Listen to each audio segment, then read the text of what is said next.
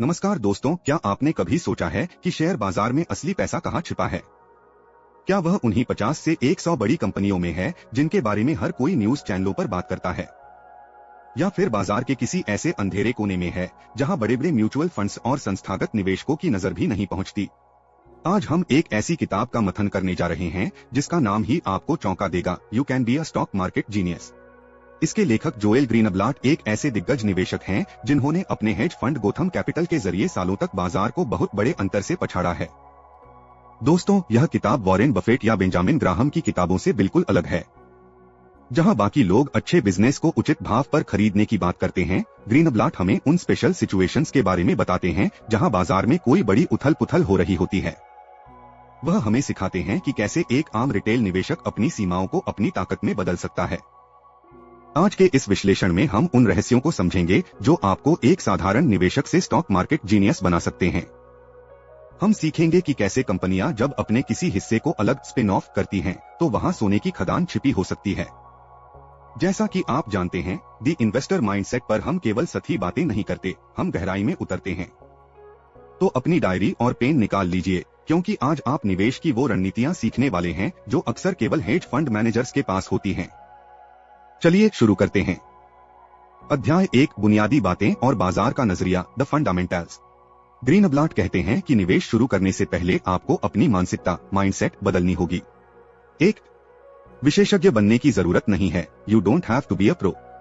लेखक का मानना है कि आपको सब कुछ जानने की जरूरत नहीं है। आपको बस कुछ ऐसी जगहों को ढूंढना है जहां बाजार में अक्षमता, इनएफिशिएंसी हो। यदि आप साल में केवल 2 से 3 ऐसे अवसर ढूंढ लेते हैं जहां बाजार गलती कर रहा है, तो आप असाधारण रिटर्न कमा सकते हैं। बाजार हर समय हर शेयर को सही दाम पर नहीं आंकता, और यही एक जीनियस निवेशक के लिए मौका है। 2, संस्थागत निवेशकों की सीमाएं। बड़े म्यूचुअल फंड्स के पास हजारों करोड़ रुपए होते हैं, लेकिन उनकी कुछ मजबूरियां भी होती हैं। वे छोटे और जटिल सौदों में हाथ नहीं डाल सकते क्योंकि इससे उनके पोर्टफोलियो पर कोई खास असर नहीं पड़ेगा। इसके अलावा उन्हें हर तिमाही अपनी परफॉर्मेंस दिखानी होती है। यही वह जगह है जहां एक छोटा निवेशक, रिटेल इन्वेस्टर, बाजी मार सकता है। आप उन छोटे कैप या जटिल पुनर्गठन, रीस्ट्रक्चरिंग वाले शेयरों में निवेश कर सकते हैं जिन्हें बड़े फंड्स छू भी नहीं सकते। 3, जोखिम का सही अर्थ और सांद्रता, कॉन्सेंट्रेशन। ग्रीनब्लाट के लिए जोखिम का मतलब वोलेटिलिटी नहीं है। वे कहते हैं कि अगर आप 50 शेयर रखते हैं तो आप अज्ञानता का बीमा कर रहे हैं। इसके बजाय 5 से 10 ऐसी स्थितियों को ढूंढें जिन्हें आप बहुत गहराई से समझते हैं। जब आप अपनी रिसर्च पर भरोसा करते हैं और कम जगहों पर बड़ा दांव लगाते हैं, तो आपके सफल होने की संभावना कई गुना बढ़ जाती है। अध्याय 2, रहस्य कहाँ छिपा है, वेयर द एक्शन इज। अध्याय 2 में लेखक हमें उन गुप्त रास्तों का पता बताते हैं जहां जैकपॉट लगने की संभावना सबसे ज्यादा होती है। 1, बाजार के अनदेखे गलियारे। ग्रीनब्लाट कहते हैं कि बाजार के वे हिस्से जहां कोई नहीं देख रहा, वही सबसे ज्यादा मुनाफे वाले होते हैं। इसमें spin, merger arbitrage, rights offering और दिवालियापन से उबरने वाली कंपनियां शामिल हैं। ये ऐसी स्थितियां हैं जहां प्राइसिंग अक्सर बिजनेस की असली वैल्यू से बहुत दूर होती है। 2, जटिलता ही अवसर है, कॉम्प्लेक्सिटी क्रिएट्स अपॉर्चुनिटी। अक्सर जब कोई सौदा बहुत जटिल दिखता है या उसमें बहुत सारे कानूनी दस्तावेज शामिल होते हैं, तो औसत निवेशक उसे छोड़ देता है। लेकिन जो इंसान उस जटिलता को सुलझाने की मेहनत करता है, उसे असाधारण रिवॉर्ड मिलता है। ग्रीनब्लाट का मंत्र है, जहां गंदगी और उलझन हो वहां पैसा है। 3, व्यक्तिगत निवेशक का एज। एक रिटेल निवेशक के रूप में आपके पास सबसे बड़ा हथियार है, समय। आप पर किसी क्लाइंट का जवाब देने का दबाव नहीं है। आप चुपचाप कोनों में छिपी कंपनियों की रिसर्च कर सकते हैं और तब तक इंतजार कर सकते हैं जब तक कि स्थिति आपके हक में न हो। अध्याय 3, स्पिनफ, असली खजाना। यह इस किताब का सबसे क्रांतिकारी अध्याय है। ग्रीनब्लाट स्पिनफ को मनी मशीन की तरह देखते हैं। 1, स्पिनफ का सरल अर्थ। जब एक बड़ी पेरेंट कंपनी अपने किसी एक छोटे बिजनेस को अलग करके एक नई स्वतंत्र चाइल्ड कंपनी बनाती है और अपने मौजूदा शेयरधारकों को उस नई कंपनी के शेयर प्रोराटा आधार पर मुफ्त में देती है, तो उसे स्पिनफ कहते हैं। 2, अंधाधुंध बिकवाली, इंडिस्क्रिमिनेट सेलिंग। यहाँ जादू तब होता है जब निवेशकों को ये नए शेयर मिलते हैं। कई बार ये शेयर उनके लिए बहुत छोटे होते हैं या उनके पोर्टफोलियो के नियमों में फिट नहीं बैठते, इसलिए वे इन्हें बिना देखे बाजार में बेच देते हैं। इस जबरन बिकवाली, फोर्स्ड सेलिंग की वजह से शेयर का भाव उसकी असली वैल्यू से बहुत नीचे चला जाता है। 3. मैनेजमेंट का प्रोत्साहन, मैनेजमेंट इंसेंटिव्स। ग्रीनब्लाट कहते हैं कि यह देखें कि क्या नई कंपनी के मैनेजमेंट को स्टॉक ऑप्शंस मिल रहे हैं। यदि मैनेजमेंट के पास नई कंपनी का बड़ा हिस्सा है तो वे उसे सफल बनाने के लिए दिन रात एक कर देंगे। 4. भारतीय उदाहरण से समझें। कल्पना कीजिए कि भारत में किसी बड़ी कंपनी ने अपना घाटे वाला या अनदेखा बिजनेस अलग किया। शुरुआत में लोग डरे होंगे, लेकिन स्वतंत्र होने के बाद वही बिजनेस तेजी से बढ़ा क्योंकि अब उसके पास अपना अलग फंड और विजन था। ग्रीनब्लाट यही ढूंढने को कहते हैं। अध्याय 4, मर्जर आर्बिट्राज और जोखिम, आर्बिट्रेज रिस्क। यहाँ लेखक मर्जर आर्बिट्राज और जोखिम के बीच के संतुलन की बात करते हैं। 1. आर्बिट्राज की बुनियादी बातें। जब कंपनी ए कंपनी बी को खरीदने का ऐलान करती है तो कंपनी बी का शेयर भाव आमतौर पर खरीद मूल्य, एक्विजिशन प्राइस, से थोड़ा नीचे रहता है। इस छोटे से अंतर, स्प्रेड, को पकड़ना आर्बिट्राज है। हालांकि यह छोटा दिखता है, लेकिन कम समय में यह बहुत अच्छा रिटर्न दे सकता है। 2. डील के रद्द होने का जोखिम।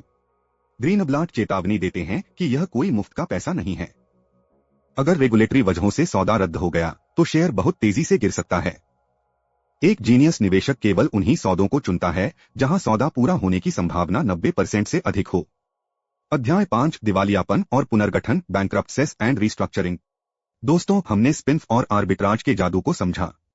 अब अध्याय 5 में जोएल ग्रीनब्लाट हमें बाजार के एक ऐसे कोने में ले जाते हैं जिससे आम रिटेल निवेशक डरकर दूर भागता है, दिवालियापन, बैंक्रप्सी और कॉर्पोरेट पुनर्गठन, रीस्ट्रक्चरिंग। 1. मलबे में छिपे हीरे, गोल्ड इन द गार्बेज। आमतौर पर जब कोई कंपनी बैंकरप्ट होती है तो न्यूज चैनलों पर हाहाकार मच जाता है और लोग अपने शेयर घाटे में बेचकर भाग जाते हैं। लेकिन ग्रीनब्लाट कहते हैं कि एक जीनियस इन्वेस्टर के लिए यह एक बहुत बड़ा अवसर हो सकता है। जब कोई कंपनी दिवालियापन की प्रक्रिया, जैसे भारत में आईबीसी या एनसीएलटी की प्रक्रिया, से गुजरती है तो उसका भारी भरकम कर्ज माफ कर दिया जाता है या उसे इक्विटी में बदल दिया जाता है। 2. पुनर्गठन, रीस्ट्रक्चरिंग के बाद का जादू। जब एक नई मैनेजमेंट या कोई बड़ा ग्रुप उस संकटग्रस्त कंपनी को खरीदता है तो वे उसका पूरा बिजनेस मॉडल बदल देते हैं। कंपनी के पास अब कोई कर्ज नहीं होता और उसकी पुरानी बदनामी की वजह से शेयर का भाव कौड़ियों के दाम मिल रहा होता है। क्या देखना है? ग्रीनब्लाट कहते हैं कि आपको यह देखना है कि कंपनी का जो कोर बिजनेस, मुख्य व्यवसाय है, क्या उसमें अभी भी जान बाकी है। अगर कंपनी सिर्फ कुप्रबंधन, बैड मैनेजमेंट या अत्यधिक कर्ज की वजह से डूबी थी और अब कर्ज साफ हो चुका है तो ऐसी कंपनियां पुनर्गठन के बाद 10 गुना या 20 गुना का रिटर्न, मल्टीबैगर, देने की क्षमता रखती हैं। 3. संस्थागत निवेशकों की बेबसी। म्यूचुअल फंड्स के कड़े नियम होते हैं। वे ऐसी कंपनियों में निवेश नहीं कर सकते जो दिवालियापन की प्रक्रिया में हो या जिनकी रेटिंग खराब हो। वे कानूनी तौर पर इन शेयरों को बेचने के लिए मजबूर होते हैं। जब बड़े फंड्स मजबूरी में बेच रहे हों, तभी एक छोटे निवेशक को अपनी गहरी रिसर्च के दम पर सही कीमत पर दांव लगाना चाहिए। अध्याय 6, राइट्स ऑफरिंग और विशेष अवसर, राइट्स ऑफरिंग्स। अध्याय 6 में लेखक एक और छिपे हुए हथियार की बात करते हैं जिसे राइट्स ऑफरिंग कहा जाता है। 1. राइट्स ऑफरिंग क्या है? जब किसी कंपनी को अपने बिजनेस को बढ़ाने के लिए या कर्ज चुकाने के लिए नए फंड्स की जरूरत होती है तो वह बाजार से नया लोन लेने के बजाय अपने मौजूदा शेयरधारकों से कहती है कि हम आपको बाजार भाव से सस्ते दाम पर और शेयर दे रहे हैं, क्या आप खरीदना चाहेंगे? 2. अवसर कहां बनता है?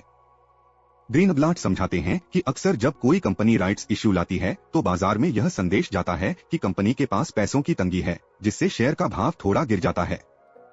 लेकिन एक चतुर निवेशक को इसके पीछे का अंडरलाइन कारण, अंडरलाइन रीजन, देखना चाहिए। पैसे का सही इस्तेमाल। अगर कंपनी उस पैसे का इस्तेमाल अपने किसी बहुत बड़े कर्ज को चुकाने के लिए कर रही है जिससे उसका ब्याज का खर्च खत्म हो जाएगा, या फिर किसी नए मजबूत प्रोजेक्ट में लगा रही है, तो यह शेयरधारकों के लिए बहुत बड़ी लॉटरी है।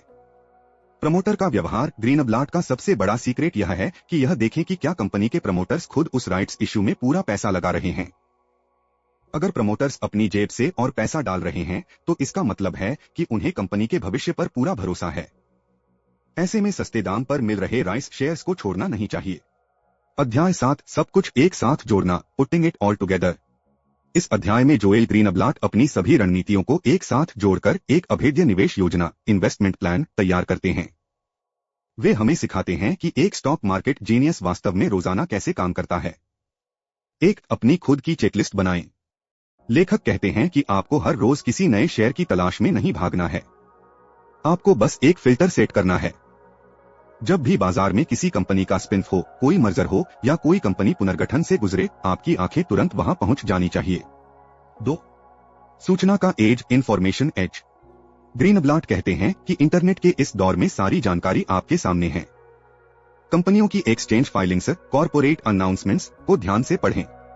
जो बातें आमतौर पर लोग भारी भरकम कानूनी भाषा समझकर छोड़ देते हैं, उन्हीं के फुटनोट्स में असली मुनाफे का राज छुपा होता है। 3. एकाग्रता की शक्ति, द पावर ऑफ कॉन्सेंट्रेशन। लेखक इस बात पर दोबारा जोर देते हैं कि आपको 50 कंपनियों का पोर्टफोलियो नहीं बनाना है।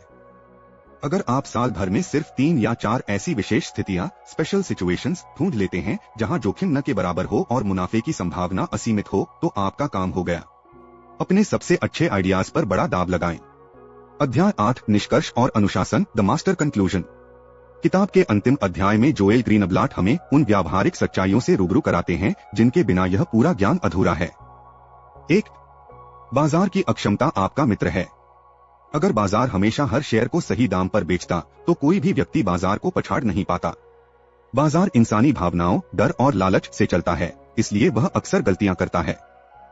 एक जीनियस निवेशक बाजार की इसी गलती या अक्षमता का फायदा उठाता है। 2. स्वतंत्र सोच, इंडिपेंडेंट थिंकिंग। ग्रीनब्लाट कहते हैं कि अगर आप वही करेंगे जो बाकी सब कर रहे हैं, तो आपको वही रिटर्न मिलेगा जो सबको मिल रहा है। वॉल स्ट्रीट और बड़े ब्रोकरेज हाउस के विश्लेषकों की रिपोर्ट्स पर आंख बंद करके भरोसा न करें। खुद के दिमाग का इस्तेमाल करें। 3.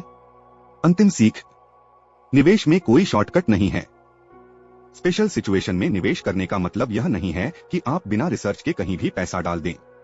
यहाँ मेहनत थोड़ी ज्यादा है, दस्तावेजों को थोड़ा ज्यादा पढ़ना पड़ता है, लेकिन जब आप इसे मास्टर कर लेते हैं, तो आप सचमुच एक स्टॉक मार्केट जीनियस बन जाते हैं।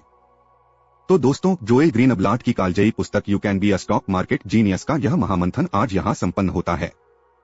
हमने निवेश के उन गुप्त कमरों के दरवाजे खोले हैं जहां आमतौर पर कोई रिटेल निवेशक झांकने की हिम्मत भी नहीं करता। हमने सीखा कि कैसे स्पिन, बैंक्रप्सी और राइट्स ऑफरिंग जैसी उलझी हुई स्थितियों में ही असली संपत्ति, वेल्थ, छिपी होती है।